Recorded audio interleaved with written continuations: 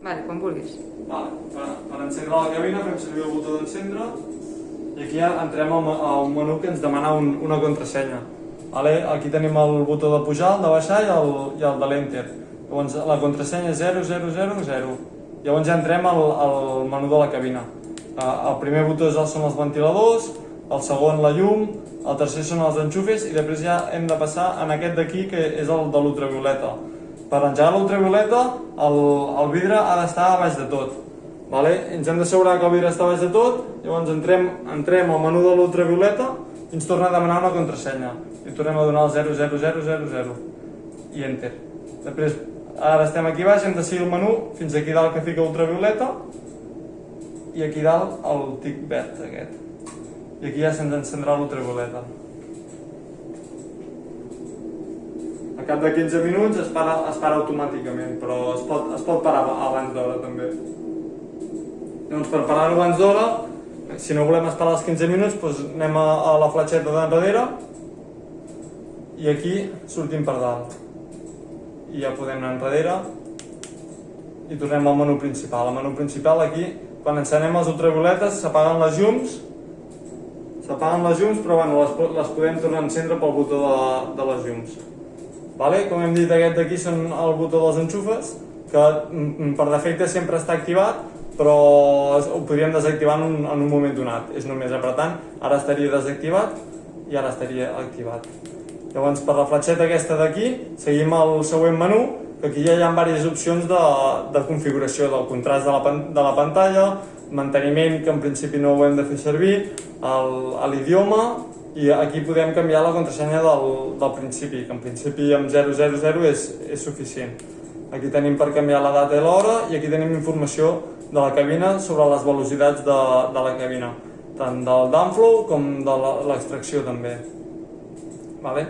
Llavors en principi nosaltres el menú aquest tampoc l'hem de fer servir gaire perquè la cabina al pujar i baixar el vidre s'encén i s'apaga sola. Llavors per pujar el vidre i encendre la cabina, aquí tenim les fletxes aquestes que per pujar hem de mantenir apretat.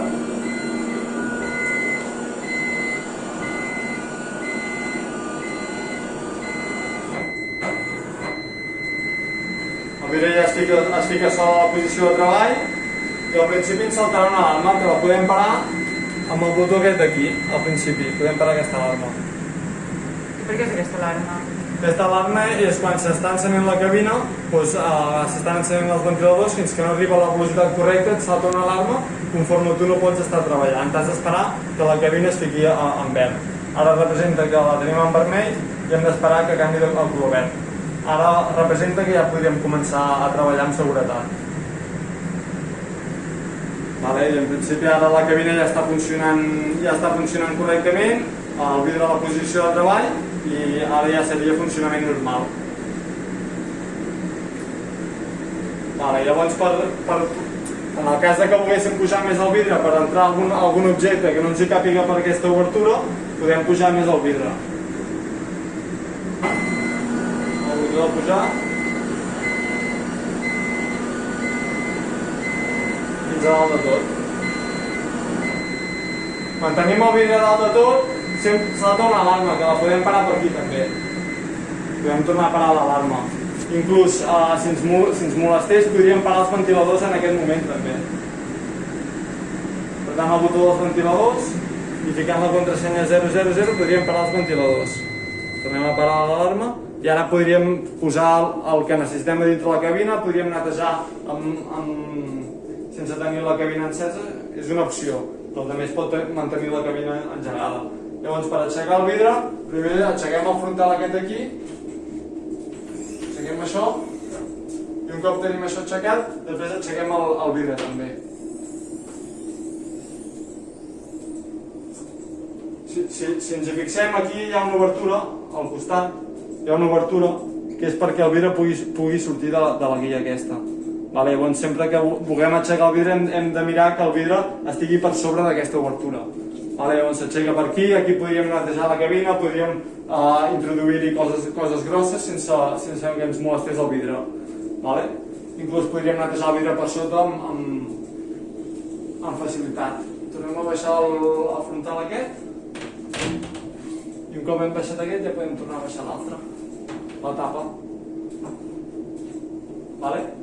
I ara podríem tornar a baixar el vidre.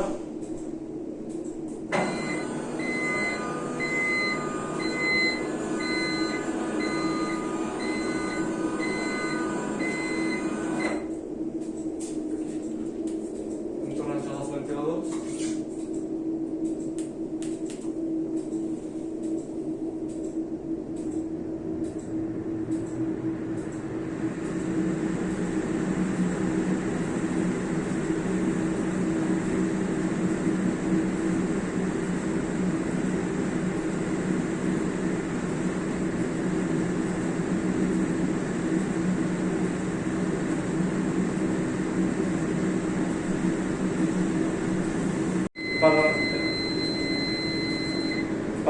Per apagar la cabina l'únic que hem de fer és baixar el vidre fins a baix de tot i s'apagarà sola la cabina.